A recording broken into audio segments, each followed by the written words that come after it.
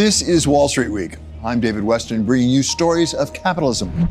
From the Himalayas, where inequality amplified by social media led to the fall of a government, to the story not just of capitalism, but about capitalism, looking for a new way forward in the wake of the great financial crisis, with no new model in sight after 7 years of looking for it.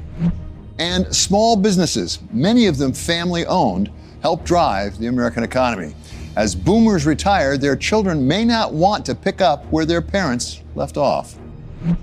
But we start with China and the United States, with President Xi and President Trump trying to find ways to work together despite some important strategic differences. Stephen Rattner of Willett Advisors manages the personal and philanthropic assets of our founder and majority shareholder, Michael Bloomberg. Steve recently returned from the Middle Kingdom, where he surveyed the state of the economy and investment opportunities.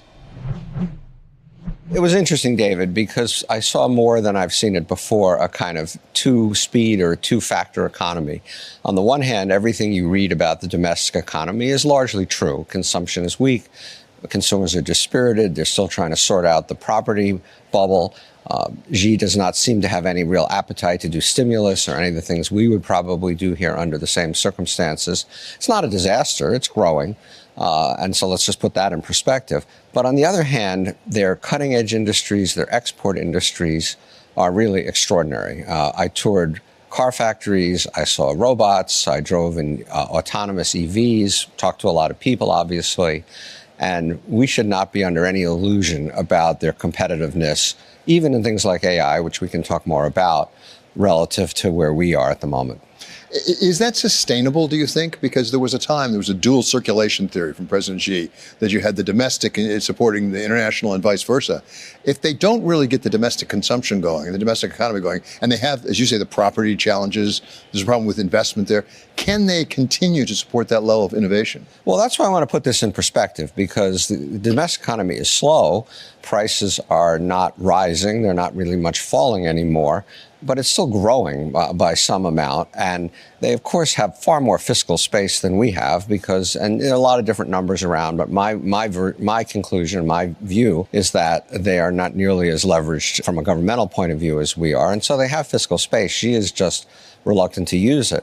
But if you read his latest 5-year plan, for example, which came out a couple months ago, he is very focused on these cutting-edge technology industries and of having China have a premier place in the world. And they are on their way to doing that, if not already there in a lot of cases. What did you find in those cutting-edge technologies? I mean, we hear about biotech, we hear about EVs, certainly, and AI, as you mentioned. So we can take them in whatever order you want.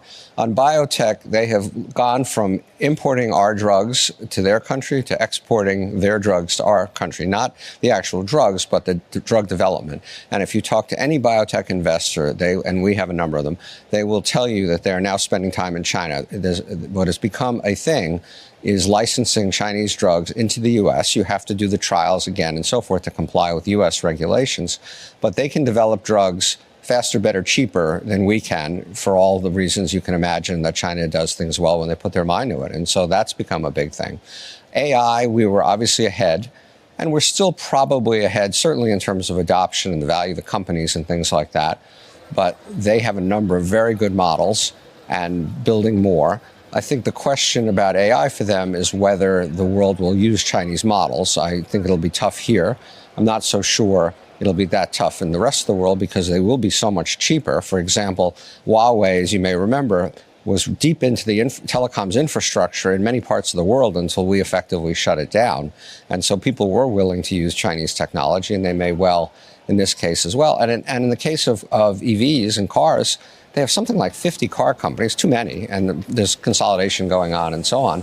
But the quality of the cars is unbelievable, and the price is unbelievable. It seems like Washington is fixated on China. Is China as fixated on Washington? Do they pay as much attention to us as we do to them? It may well be on geopolitical and strategic things, which are not my area of expertise, as you well know. But on the economy, no, I don't think. I think they feel like they know how to do this, and they're they're on their own. For example, the last trade spat that Trump and Xi settled we lost, basically. They can buy soybeans from Brazil. They can get soybeans in other places. We can't get these rare earth minerals, which, by the way, aren't that rare, as you know. What's rare is the processing ability that China has developed, in which we essentially keep limited here because of environmental concerns, which I certainly subscribe to. But the result was Trump essentially had to back down. I mean, there's too much stuff that they make that we need at this point to survive. And so I think they're in a pretty strong position vis-a-vis us. As China looks externally, what do they see as their opportunity markets? I mean, you mentioned Brazil, the soybeans, buying soybeans from Brazil. Soybeans. But what about for export? Who do they think are their opportunities out there? Well, I think mostly the developed world, obviously. Their EVs are huge in Europe. The Europeans are trying to clamp down on it. But if you look at new car registrations in Europe, BYD is, I think, probably, I would guess, registering as many cars there as everybody else all put together because of the price. And it raises an interesting question for us, which is that, I believe in the auto industry here, as you know, but we're effectively denying our consumers the chance to buy a cheaper, better car because we effectively have banned Chinese cars by using 100% tariffs. And so we sell 16 million cars a year here, average price $50,000 a car. If you cut $10,000 off the price of that car, that's $160 billion a year of benefit to consumers here if we let them in at the cost of our automobile industry. So these are really tough issues for us and for other developed countries. What have you seen in the nature of the strategy for the U.S. as against China? Because right now it appears that what President Trump and his administration are saying is, let's slow China down through trade actions, through export controls, things like that. Is that a viable strategy to slow China down? But my view is the only way we're going to beat China is by doing a better job ourselves. We're not going to out-negotiate them. We're not going to out-war them, if you will. We have to just do better ourselves. There's no other solution to this, in my opinion. Your day job is investing and picking investors, and that's why you went to China, after all. What did you learn for investors who are looking at China? What opportunities do you think there are there, if any? Well, first of all, for the average investor, I would say you shouldn't be messing around with these. These are sharp objects, and China is a sharp object. There's no question about that. But investing, as you well know, is a mix of valuation and upside. And China valuations, even though the stock market has had a heck of a run this year, are still relatively cheap, certainly compared to the S&P. The multiple's probably half of the S&Ps or something like that. And companies, there are some doing well, some doing less well, depending upon what part of the economy they're levered to and things like that. But the companies are still doing reasonably well. For example, in AI, in terms of the valuation point, the Chinese LLMs, comparables to OpenAI, they're valued at $4 or $5, $10 billion, not $500 billion. And so, it's a lot harder to get hurt jumping out of a basement window. Can you see a path, whether we're on it now or not, forward to a reasonable economic relationship between China and the United States? When we went through a long period of time, we had no relations with them. Then we sort of really became enamored, particularly with Deng Xiaoping, and come into the WTO, you'll get more like us. Now there's a growing disenchantment with it. We have to get along with the second largest economy in the world, presumably. Well, they never got more like us. I'm very admiring of the Chinese. I'm very respectful of them. But the idea that they play fair in trade was always an illusion. And the people who thought putting them in the WTO would bring them into the community of nations and then they'd start to play fair were obviously mistaken, because they have never done it. And you can go back to the pirated video cassettes and all the other examples there are of Chinese trade practices. So we can do our best to nudge them, pull them, cajole them, whatever. And if all else fails, then we do have to have trade restrictions if they're really, truly not going to play fair. But as I said, I think the only way we're going to, quote, win against China is by doing a better job at home. Coming up, nestled in the Himalayas, Nepal may seem far removed from the rest of the world, but it turns out that it shares problems of wealth inequality and a vigorous social media to show its citizens just what's wrong.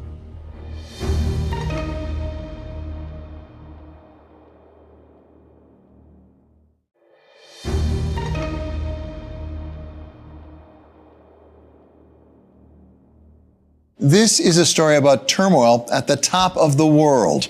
In September, Nepalese demonstrators took to the streets, burning buildings and forcing a change in the government. Our colleague Michael McKee traveled to Kathmandu to see firsthand what led to the violence and found a story of inequality and social media not all that different from the rest of the world.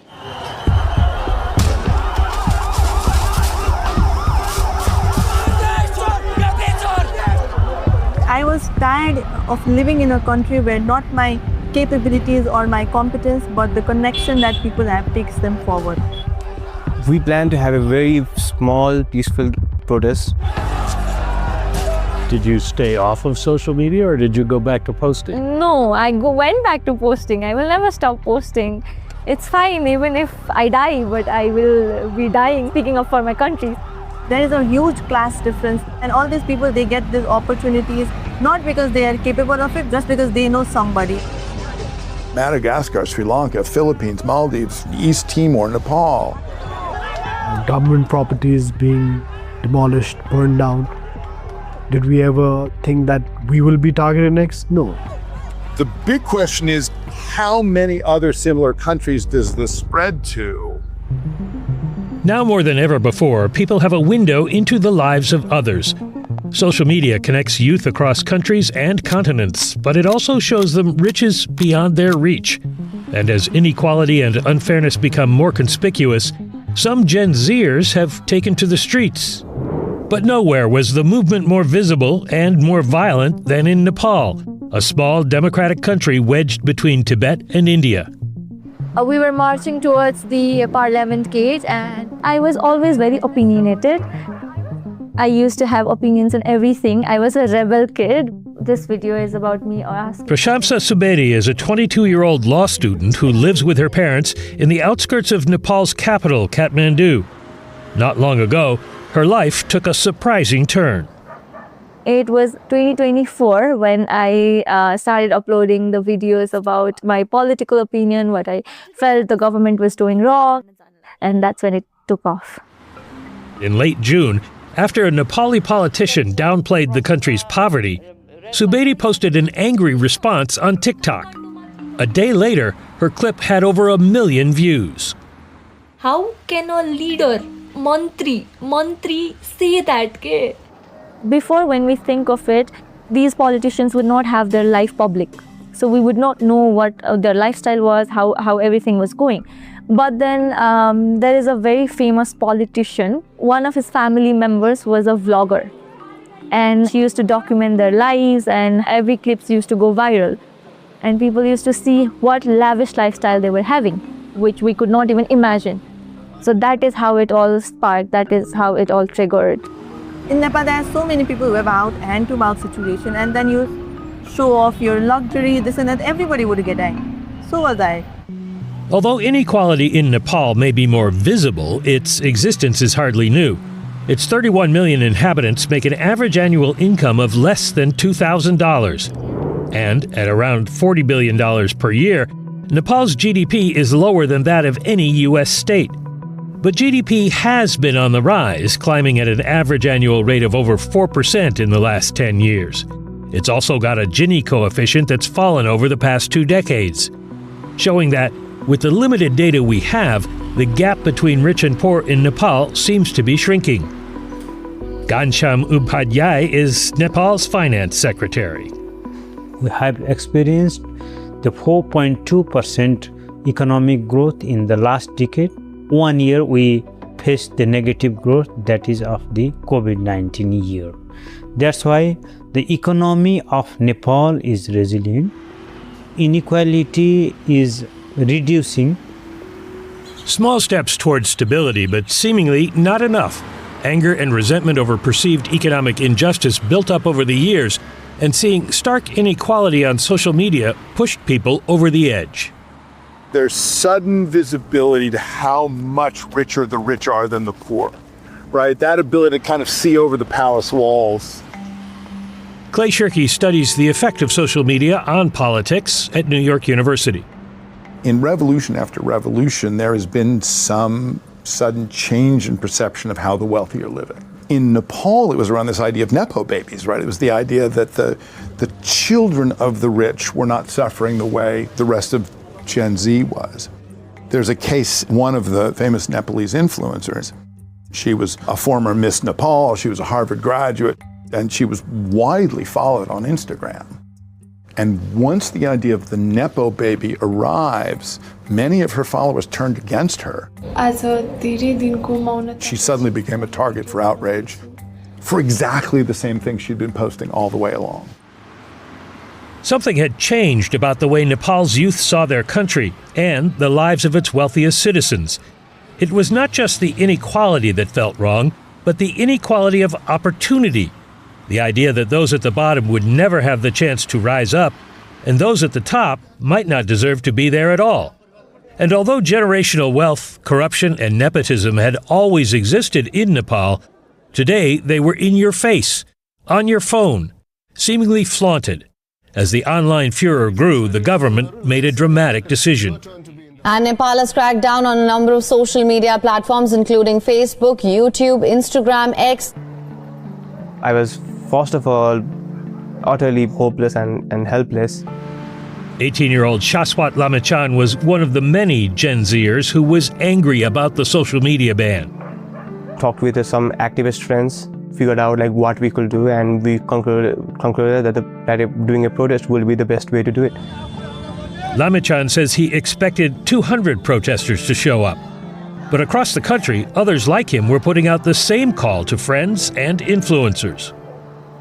Today, we are here to say enough. First, never-ending corruption. The collective action problem is if one person goes to the government and is protesting out front, they are completely helpless. But if 1,000 people do, they have to pay attention. And if 10,000 people do, they're overwhelmed. Everyone we spoke with said the plan was for a small, peaceful protest. But in the 3 short days between the social media ban and the protest on September 8th, the call to action spread like wildfire.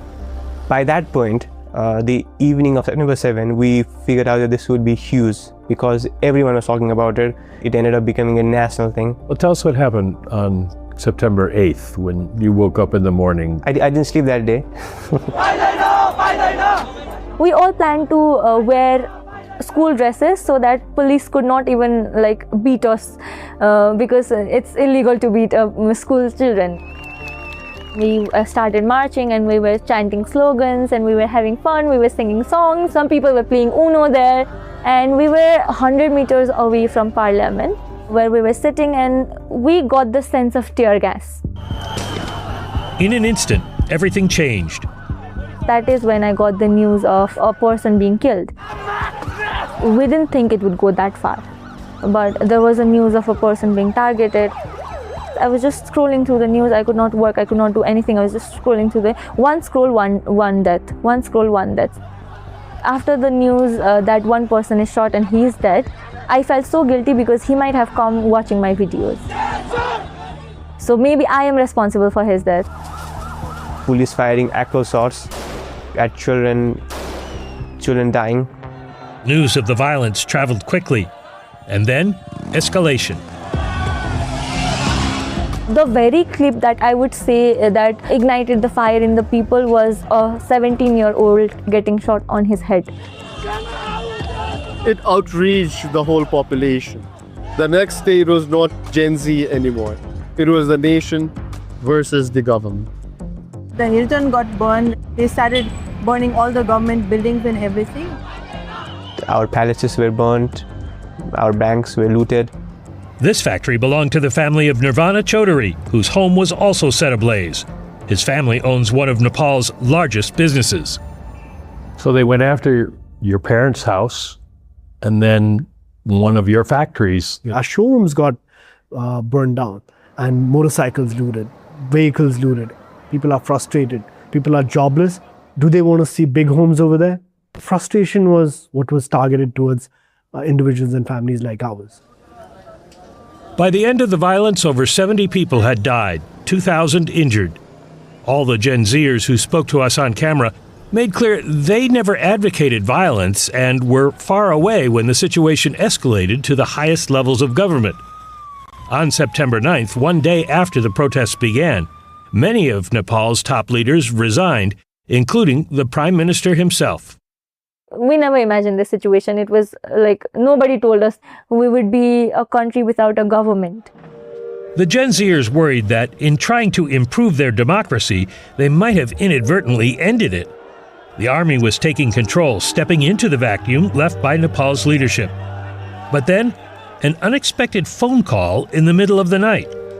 The army invited us to sit down with them at the army headquarters to talk on what to do next, what the future of the country should look like. Subedi also got the army's call, along with a handful of others. The ask, "You helped start this, now come fix it." Lamichan, who had started a chat room to organize the protests, helped create another, this time to pick a new leader.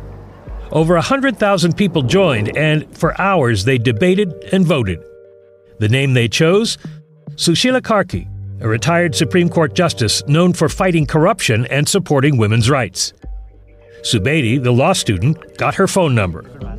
She was asking if we were okay and everything, and we asked her to step up, and then she said, if you guys are trusting on me, then I will have to step up, because it's not about me anymore, it's about the country. Do you look at this and think, how amazing, I spoke into this camera and look what's happened?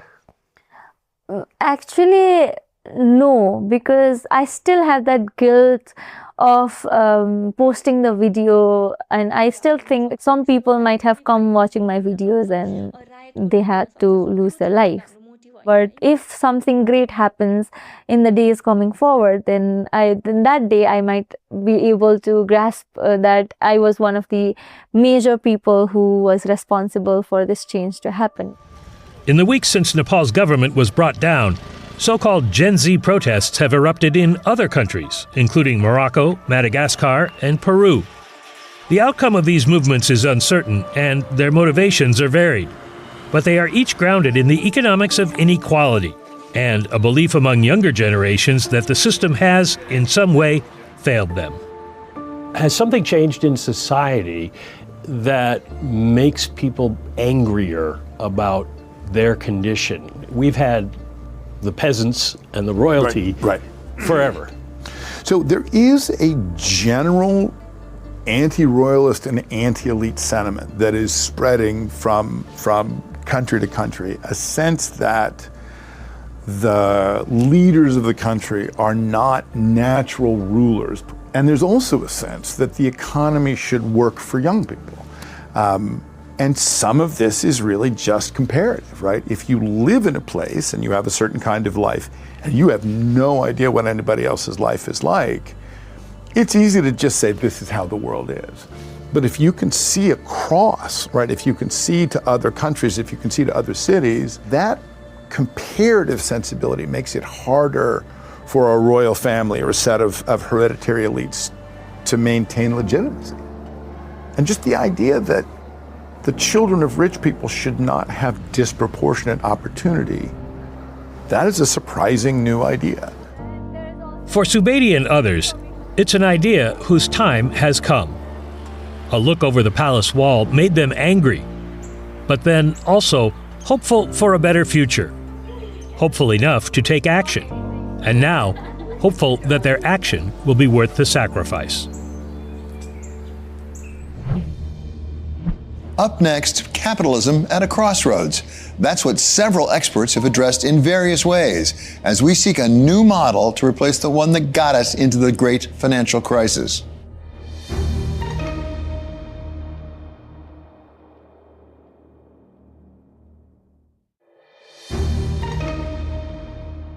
Here at Wall Street Week, we bring you stories of capitalism every week. But this story is not just of capitalism, but about capitalism. Where it came from, where it's headed, and why so many people are questioning its future and its foundations. One of them is about to take over as mayor of Wall Street's home city at the end of the year. I am a democratic socialist. And if you listen to President Trump, it's not enough that Mr. Mamdani embraces democratic socialism. He insists on calling him an outright communist. And now let's see how a communist does in New York. We're going to see how that works out. Our Bloomberg colleague, John Authers, has taken a look through several recent books about capitalism's challenges, written not by its opponents, but by its supporters. And he has some thoughts about why there's so much capitalist soul-searching these days. thoughts that he shared with us. What is capitalism? How do you define it? Well, part of its strength, it's something that grew up naturally and has had the ability to morph and adapt in a way that none of its alternatives, socialism, communism, etc., have been able to do. I've been churning my way through this selection of enormous tomes, all of which have in common this belief that capitalism is in crisis. The point is that it adapts each time it has a crisis. There are more truly non-capitalist alternatives being considered at present than there have been, and arguably the latest model of capitalism really fell in 2008. We work for Bloomberg, we're part of the citadels of capitalism. Everybody, I think, has to agree that the model that was in force until 2008 really perished with the crisis. You would normally expect them to be more clarity about what was coming next this long after the crisis. And I think the reason people are writing so much about capitalism now, getting so worried, is that we're not seeing that new model, that new narrative taking shape with any clarity. Before we look at the new model, let's talk about the old models. What are the models that capitalism has evolved through? I'll give you the schema that Anatol Koletsky, who's sort of known these days for having set up the GAVCAL. His book, Capitalism 4.0, is about what is Capitalism 4.0 going to be. 1.0 was laissez-faire. It gave us the growth of the British Empire, the Industrial Revolution, the Gilded Age here in the States, and it finally perishes in after the Great Crash and the Great Depression. Capitalism 2.0 is basically Keynesianism, the New Deal, the Marshall Plan, the GI Bill. It gives you the great successes of the post-war economic miracles in Germany and Japan, and founders, obviously, in stagflation in the 1970s. Capitalism 3.0, we generally think of with regard to Ronald Reagan and Margaret Thatcher, the great pioneers of it, Paul Volcker, with the way he took over the Fed and changed monetary policy, the role of the dollar. Nobody thinks that capitalism of the Thatcher-Reagan kind is going to come back anytime soon. We are going to have some transition on the scale of those ones I've just mentioned, the ones that came after 29 and after the 70s.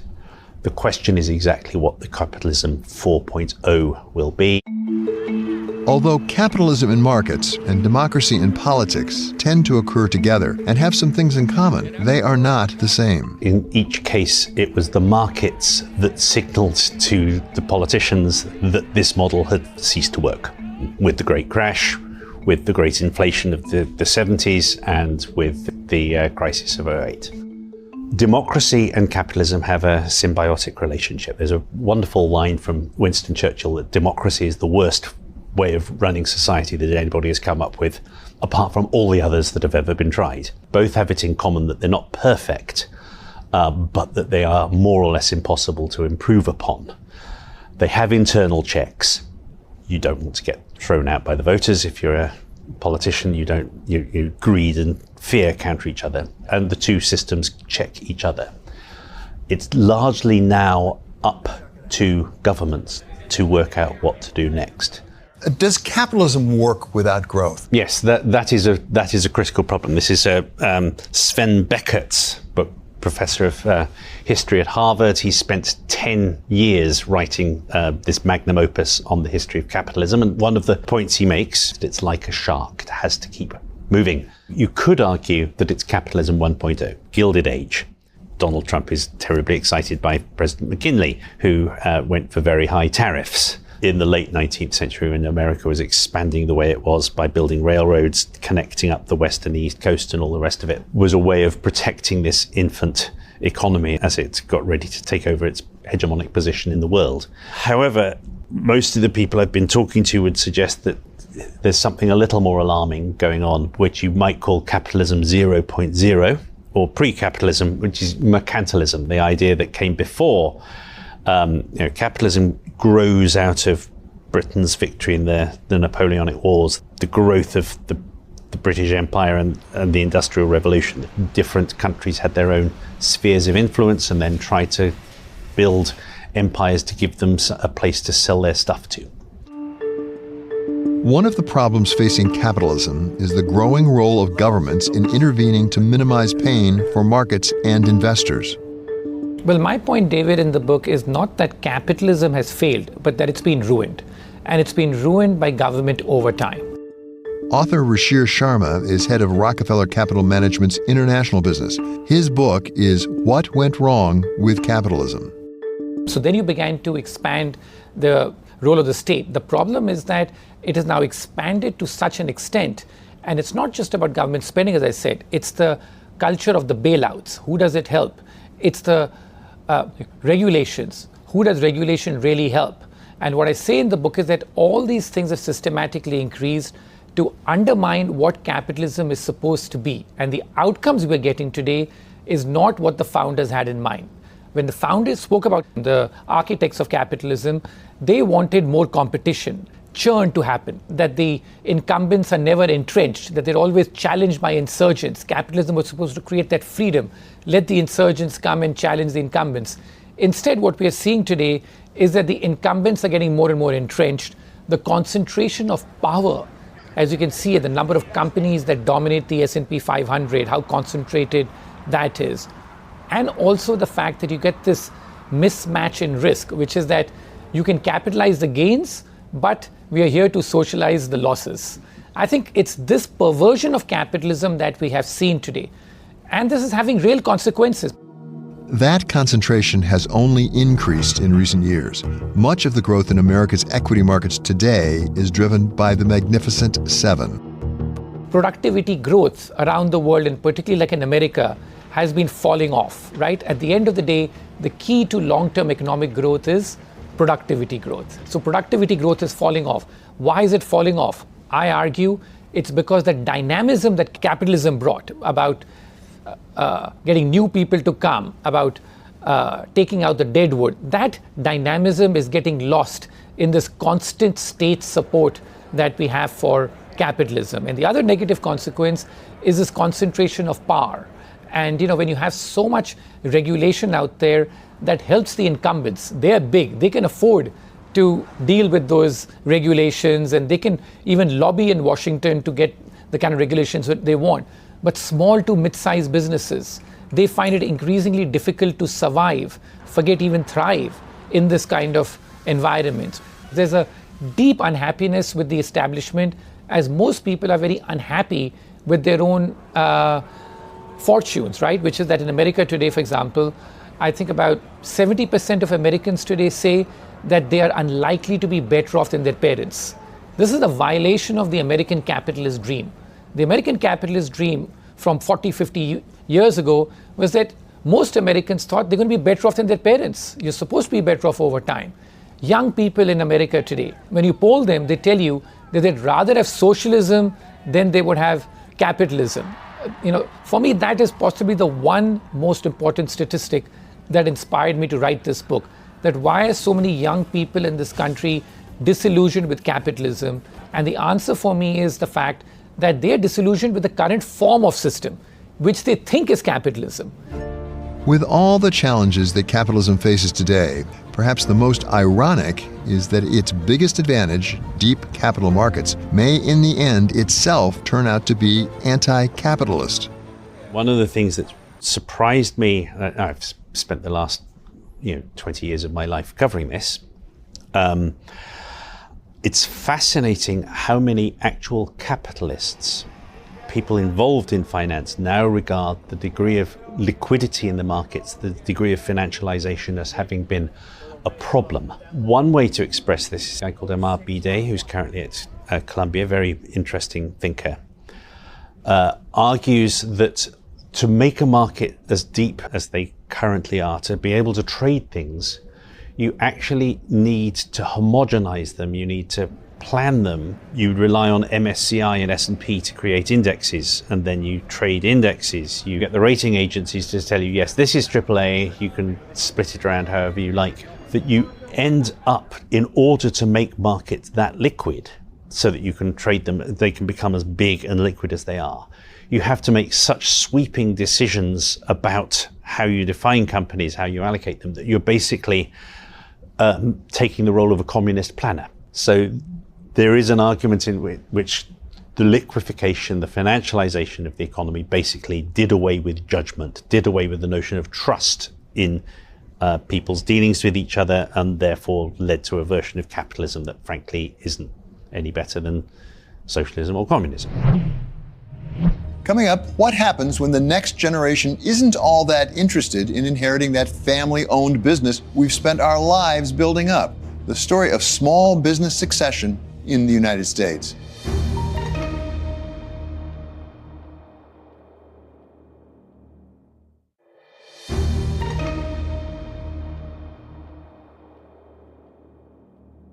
This is a story about hand-me-downs. Not that sweater your cousin has grown out of, but a treasured local business that your parents spent a lifetime building up so you can take it over. A business like the family dry cleaners Gary Bachner has run 6 days a week for 35 years.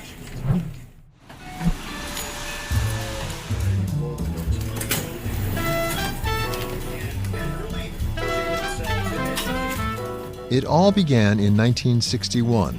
When Gary's father, Seymour, opened the family's first dry cleaning shop on New York City's Upper East Side. My father bought Joseph Cleaner's 1961 on York Avenue and 80th Street. He was obsessed with two things, Joseph Cleaner's and the dry cleaning business and the New York Football Giants. He lived the business, but as one of my friends said, it wasn't work for him. He loved the people, he loved the action, he loved trying to get the product to the people in a quality way, and he just had a great work ethic, never missed a day of work from 61 to 96. Side by side, the father and son duo opened East Hills Cleaners in 2003, expanding the family's legacy. We had to sign a new lease in 2001, and rent was going up, cost of doing business was going up, business was still good, and we decided to, okay, we'll sell, and then we decided to look for a store on Long Island, and we worked really hard to build this up. Okay, thank you. After decades in the business, Gary is starting to look at what comes next, which for many mom and pops often means continuing the family business without the family. Succession plan is something that I'm concerned with. I can't keep working, these hours. I try to take some weekends off and some time off. It's a small business, as the boss being here. My family says the brand in a small business is you. Gary Bachner is far from an outlier. According to the U.S. Census Bureau, just over half of U.S. businesses are owned by people 55 and older. That's millions of small businesses nationwide that will soon be looking for someone new to take the reins. The small family-owned businesses are a huge part of our economy. They're actually the backbone of our economy. There are about 5.5 million of them, and they employ a tremendous amount of the workforce in the U.S. Christina Wing is founder of Wingspan Legacy and senior lecturer at the Harvard Business School, specializing in what comes next for America's family businesses. Is the nature of small family-owned businesses changing in the United States? In years past, it was left to the children, and the children wanted to run it. Now the rising gen would rather the family business owners sell their business, and they'd rather inherit the cash. And that's going to cause a real issue in the economy, because it's going to lead to jobs going away, and it's going to lead to people in communities owning the business that aren't part of the community. Despite the importance of family-owned businesses to the U.S. economy, and despite the imminent retirement of many who built and run them, there's still a striking lack of planning for what comes next. A recent U.S. bank survey shows that only half of the 1,000 small businesses interviewed has a succession plan in place. We talk a lot about succession when it's a big publicly traded company. Do small family-owned businesses think and talk about succession as well? So the funny thing is, we actually talk about succession about other people, but inside the families, they don't talk about succession. We really need to start talking about succession a lot earlier, and it has nothing to do with the size of the business. If I am an owner of a small business, and I'm getting on in years, and I want to figure out a way out, where do I turn? Who do I ask for advice? There are advisors, unfortunately, who most owners of a small business ask. They ask a friend, and most friend has done it poorly. We have this problem everywhere in the world where succession and age get mingled. And so you start to feel, I'm old, I need a succession plan, oh, I better sell. But if they would talk to more professionals in the space, I think that they would see they have other options. And that's that spectrum of owner-operator to owner-investor. I think there's a lot of people that would love to hold the business because sometimes their children might not want to work in it, but their grandchildren might want to. And so if you can kind of play it out for a while, it gives you more flexibility. Over the next 25 years, baby boomer and older households are expected to pass down about $100 trillion in wealth. And though we don't know exactly how much will come from family-owned businesses, those holdings make up roughly 18% of their net worth, pointing to an estimated $18 trillion in business value that could change hands by 2048. But unlike other assets, family businesses can be messy, which makes the next generation less interested in receiving what's being passed down. The era of sort of 2015 to 2018, I felt a little more pressure from founders wanting to work with their children. I'm seeing less and less, I should say, challenges from the next generation wanting to remain with the business, and really the business owner, the founder, looking for a solution provider. Jarrett Turner comes from a family business, a roofing company founded and still operated by his 73-year-old father. Like others, Turner didn't want to go into the business himself, but instead started a middle-market private equity firm 11 years ago to help people like his dad when the time came for them to step down. A lot of these businesses, the value in part is the connection to the community. They know the owner. They've been going to the same shop for a long time. Does the value of the business go down when it does come time for the founder to leave? If the founder were to leave and control a lot of local relationships, I think inherently the business value would go down. Turner's Soundcore gives owners the option to sell while staying involved in running their business for an extended period, preserving, at least for a time, the best of a local enterprise. It provides capital to those who built the businesses and continuity for the communities they serve. We're focused on developing theses in sectors which we deem to be highly fragmented, in big market TAMs where we can aggregate and buy a number of family founder owner-operated businesses in the same sector. We can professionalize, we can implement technology, best practices, procurement programs, and take them to sort of the next level of professionalization, take market share, grow revenue, improve margins, and then typically sell within 4 to 5 years to a larger scale buyer. Typically, when you buy a business, is it 100% of the business? So I think when you're a private equity firm, or maybe you're a family buying someone else's business, one of the challenges is customer relationships with the business owner, and also the DNA of that business, the culture is often driven by 1 or 2 people.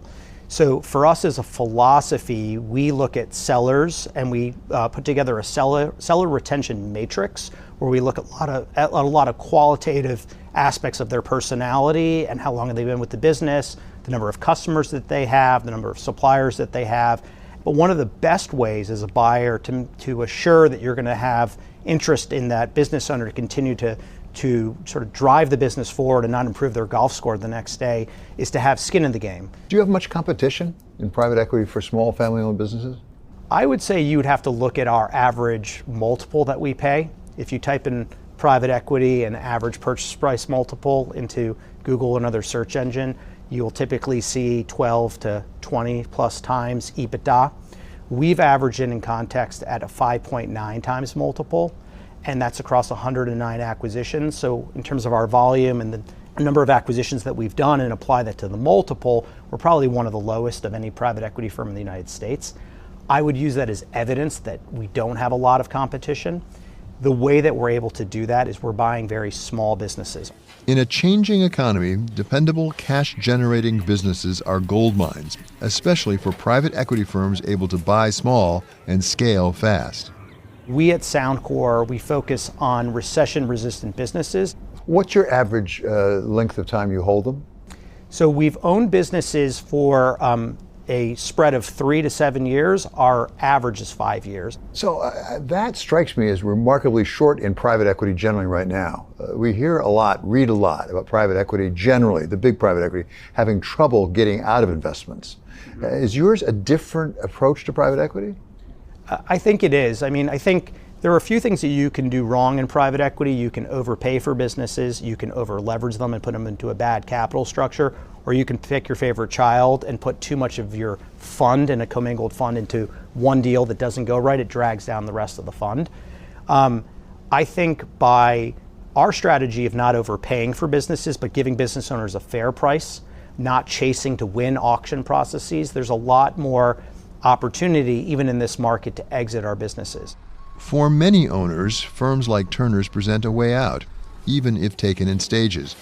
But Wing warns that the rise of large consolidators brings its own consequences. We're seeing immense consolidation in the space, which means a private equity firm might have a mandate to go buy 100 dry cleaners within the Southwest or the Southeast or wherever. And then the brand and the experience becomes that of the 100, not of the local. And so it's a change in the community. Well, that may not be an entity the local community likes as much, but it may be a more efficient business, may it not? I think that the roll up of a lot of different personality-based businesses, there are great reasons to do that in certain places, but I don't think overall that I would make a statement that a financial buyer is a better owner than others unequivocally. But there are cases where they are. And that brings Wing to a challenge she sees again and again. Many longtime owners assume selling is their only way to retire. Because they've been owner-operators. If we can get some of them to understand, they could become owner-investors themselves, meaning they could keep the business, have somebody else run it, pay that person, but still own it. Legacy's everything, you know. This is how I grew up. Quality, responsibility, and personality.